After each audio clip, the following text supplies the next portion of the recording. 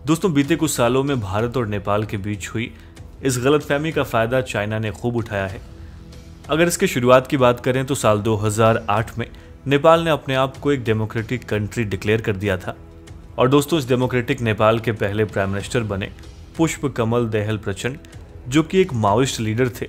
और इस तरह से उनके पीएम बनने के साथ ही चाइना के लिए नेपाल का रास्ता आसान हो गया और धीरे धीरे चाइना नेपाल को माओ के 5 फिंगर्स पॉलिसी के अकॉर्डिंग अपने साथ जोड़ने में लग गया। Welcome back. मेजर डेवलपमेंट्स हुई है इंडिया नेपाल रिलेशन के बारे में, तो उनके बारे में बात करेंगे। तो जैसे आपको पता है कि इंडिया नेपाल के रिलेशन जो है इन दिनों में काफ़ी ख़राब हो चुके हैं। खराब होने के पीछे भी आपको बात करेंगे और वहीं पे आपको एक बात और शेयर कर दूं कि ग्रेटर नेपाल से क्या इंडिया नेपाल के रिलेशन खराब हुए हैं, इसके बारे में भी बात करेंगे। और इंडिया नेपाल के रिलेशन के पीछे ऐसी क्या रीज़न हो सकती है कि जिनको ठीक करें नेपाल और इंडिया, तो दोनों के रिलेशन काफ़ी दोबारा से अच्छे हो सकते हैं। और ख़राब होने के पीछे क्या रीज़न थी, तो आइए जानते हैं आज के वीडियो में इंडिया नेपाल रिलेशन के बारे में। दोस्तों चाणक्य द्वारा रचित अर्थशास्त्र में फॉरेन रिलेशंस के कॉन्टेक्स्ट में मंडला थियरी का जिक्र किया गया है। देखा जाए तो इसके मुताबिक फॉरेन रूलर्स को 4 भागों में डिवाइड किया जा सकता है, जिनमें अरी यानी कि एनिमीज, मित्र यानी फ्रेंड्स, मध्यमा यानी मीडिएटर्स और उदासीन यानी कि न्यूट्रल्स। दोस्तों अगर हम अपने पड़ोसी देश नेपाल की बात करें तो उसको चाणक्य की थियरी मध्यमा मानती है। और दोस्तों मध्यमा के बारे में कहा गया है कि इस राज्य के साथ संबंध हमेशा अच्छे रखना जरूरी है। ना तो इसको न्यूट्रल स्टेट की तरह ट्रीट किया जा सकता है और ना ही इसको अपने हॉस्टाइल नेबर के खेमे में भी जाने दिया जा सकता है।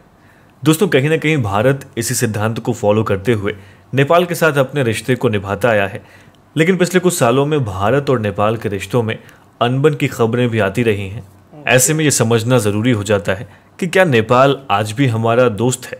और आज के इस वीडियो में हम ये जानेंगे कि कैसे सदियों से चली आ रही भारत और नेपाल की इस दोस्ती में चाइना जहर घोलने का काम कर रहा है। दोस्तों नेपाल भारत के उन पड़ोसी देशों में शुमार है जो सदियों से भारत के साथ जियोग्राफिकल, कल्चरल, रिलीजियस और इकोनॉमिकल रिलेशन को शेयर करता आया है। नेपाल के जियोग्राफिकल पोजीशन को देखें तो ये भारत के 5 राज्यों के साथ 1850 किलोमीटर लॉन्ग बॉर्डर को शेयर करता है, जिसमें उत्तराखंड, उत्तर प्रदेश, वेस्ट बंगाल, सिक्किम और बिहार जैसे राज्य शामिल हैं। दोस्तों इसके अलावा नेपाल की ज़्यादातर पॉपुलेशन हिंदू है। साथ ही भारत और नेपाल दोनों ही बौद्ध धर्म को भी शेयर करते हैं। और ऐसा इसलिए है क्योंकि गौतम बुद्ध का बर्थ प्लेस नेपाल में ही माना जाता है। दोस्तों देखा जाए तो आज भी भारत और नेपाल में रहने वाले लोग बिना किसी रोक टोक के बड़ी आसानी से दोनों देशों में आ जा सकते हैं। और तो और दोनों देशों के लोगों के बीच फैमिली रिलेशन होना भी बहुत कॉमन है। दोस्तों आज़ादी के बाद दोनों देशों के बीच डिप्लोमेटिक रिलेशंस की बात करें तो 1950 में दोनों देशों के बीच एक ट्रीटी हुई। देखा जाए तो इस ट्रीटी में भारत के साथ नेपाल को ओपन बॉर्डर और दोनों देशों के बीच फ्री मूवमेंट को अलाउ किया गया। यानी कि दोस्तों भारत और नेपाल दोनों ही देशों के नागरिक और बिजनेसमैन अपने इंटरेस्ट के हिसाब से बिना वीज़ा और पासपोर्ट के दोनों ही देशों में घूम सकते थे। इसके अलावा भारत और नेपाल के बीच डिफेंस और फॉरेन पॉलिसीज को लेकर क्लोज रिलेशनशिप बनाने की भी बात कही गई थी। दरअसल 1949 में चाइना में कम्युनिस्ट गवर्नमेंट आने के बाद नेपाल को ये लग रहा था कि चाइना नेपाल के कम्युनिस्ट पार्टी को मेन लीडरशिप के खिलाफ रिवोल्ट करने के लिए स्पॉन्सर करेगी, जो तिब्बत की तरह नेपाल की सिक्योरिटी के लिए भी बड़ा थ्रेट हो सकता था। और दोस्तों ऐसा इसलिए था क्योंकि नेपाल भी माओ की 5 फिंगर्स पॉलिसी के अंडर आता है। और इसी के चलते नेपाल के तानाशाह मोहन शमशेर जंग बहादुर राणा ने इंडिया के साथ ट्रीटी को साइन कर लिया, जिससे उन्होंने खुद को सिक्योर कर लिया। साथ ही नेपाल के लोगों के लिए भी भारत में हर तरह की सुविधा और सिक्योरिटी मुहैया कराने में कोई कसर नहीं छोड़ी है। और देखा जाए तो आज इसीलिए भारत में 80 लाख नेपाली पॉपुलेशन बिना वीज़ा और परमिशन के रहती है, जो कि नेपाल की टोटल पॉपुलेशन का 27% पार्ट है। लेकिन दोस्तों इसके बावजूद भी बीते कुछ सालों में नेपाल की नई लीडरशिप और वहां के लोगों के बीच एंटी इंडिया मूवमेंट देखने को मिल रहा है, जिसमें भारत के साथ नेपाल के कुछ बॉर्डर डिस्प्यूट को लेकर नेपाल गवर्नमेंट ने भारत के खिलाफ विरोध दर्ज कराया है। और ये सब तभी से हो रहा है जब से नेपाल में कम्युनिस्ट पार्टी ने पावर अपने हाथों में लिया है और चाइना ने नेपाल में अपना इंटरेस्ट दिखाना शुरू किया है।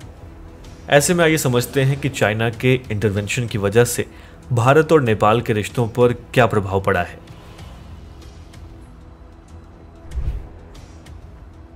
दोस्तों बीते कुछ सालों में भारत और नेपाल के बीच हुई इस गलतफहमी का फायदा चाइना ने खूब उठाया है। अगर इसके शुरुआत की बात करें तो साल 2008 में नेपाल ने अपने आप को एक डेमोक्रेटिक कंट्री डिक्लेयर कर दिया था। और दोस्तों, इस डेमोक्रेटिक नेपाल के पहले प्राइम मिनिस्टर बने पुष्प कमल दहल प्रचंड, जो कि एक माओइस्ट लीडर थे।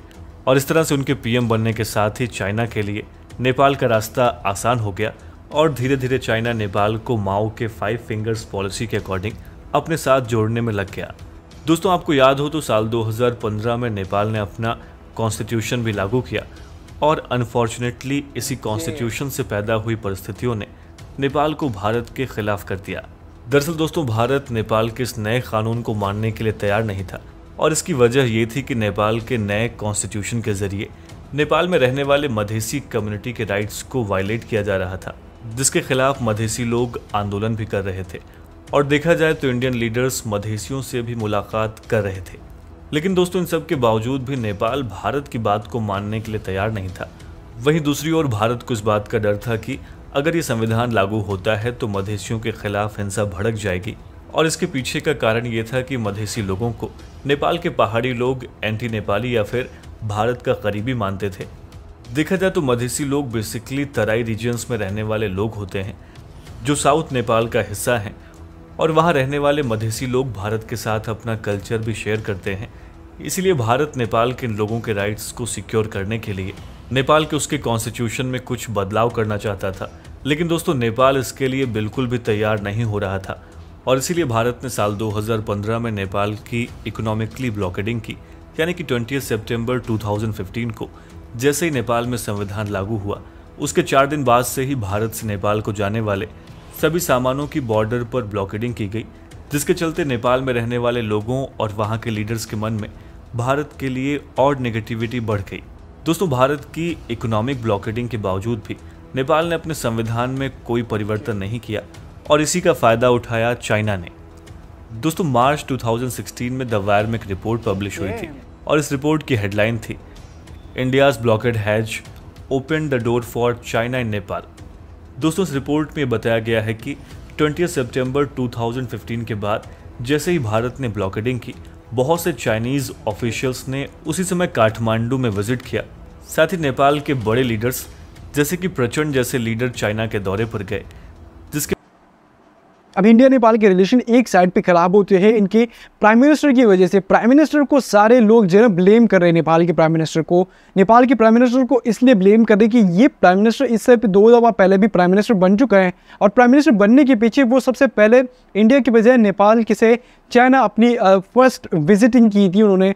बट इस टाइम पे उन्होंने इंडिया विजिट किया तो उसके ऊपर भी उनके ऊपर काफ़ी कंट्रोवर्सी हो रही थी। कंट्रोवर्सी के बाद अगर मेजर प्रॉब्लम यहाँ पे इंडिया नेपाल के रिलेशन में आता है वो है ग्रेटर नेपाल की ये बात। कई सारे लोग जो है इस प्रॉब्लम को देखते हैं बट कई सारे लोग इस प्रॉब्लम को नहीं देख रहे। बट जो प्रॉब्लम इन दिनों में चल रहा है वो नंबर फर्स्ट पे ग्रेटर नेपाल का चल रहा है, फिर दूसरा जो इनका मैप लॉन्च हुआ उसके ऊपर चल रहा है। इसके अलावा अगर हम देखें तो चाइनीज एयरपोर्ट के बारे में बात की जा रही है कि नेपाल ने जो चाइनीज एयरपोर्ट बनाया है सारा मामला यहाँ पे खराब होता है क्योंकि पोखरा के अंदर जो नेपाल का एयरपोर्ट है उसको चाइनीज गवर्नमेंट ने अपने पैसों से बनाया है और इंडिया ने अभी तक उसको इंटरनेशनल फ्लाइट्स नहीं दी। क्योंकि नेपाल से अगर कोई इंटरनेशनल फ्लाइट जाएगी उस एयरपोर्ट से अगर कोई इंटरनेशनल एयरपोर्ट जाएगी, अगर उस एयरपोर्ट से कोई इंटरनेशनल फ्लाइट जाएगी तो ही चाइना का ये या नेपाल का ये एयरपोर्ट जो है ना कामयाब होगा। बट 6 महीने हो चुके इस एयरपोर्ट के ऊपर, अभी तक कोई भी इंटरनेशनल फ्लाइट यहाँ से नहीं गई। जितने भी फ्लाइट्स जा रही है वो जो है वो डोमेस्टिक फ्लाइट जा रही है, ना कि इंटरनेशनल। इंडिया जो है वो अपना एयर स्पेस इस एयरपोर्ट को अलाउ ही नहीं कर रहा, इस एयरपोर्ट के लिए अलाउंस नहीं दे रहा कि इस एयरपोर्ट को हम यूज़ कर सके। बाकी जो प्रॉब्लम है वो आपको पता है, सीमा विवाद, इनका बॉर्डर इशू है और भी काफ़ी सारे प्रॉब्लम्स हैं जो दोनों बैठ के सॉल्व नहीं करना चाहते और ये ताल्लुकात आगे की जाके ख़राब हो रहे हैं। और आजकल तो एक नए भी प्रॉब्लम आई है भी आदिपुरुष मूवी, तो उससे भी काफ़ी प्रॉब्लम इंडिया के अंदर और नेपाल के अंदर काफ़ी प्रॉब्लम बनी हुई है। अगर आज की वीडियो आपको अच्छी लगी है तो वीडियो को करें लाइक, शेयर, चैनल को लाजमी सब्सक्राइब करें।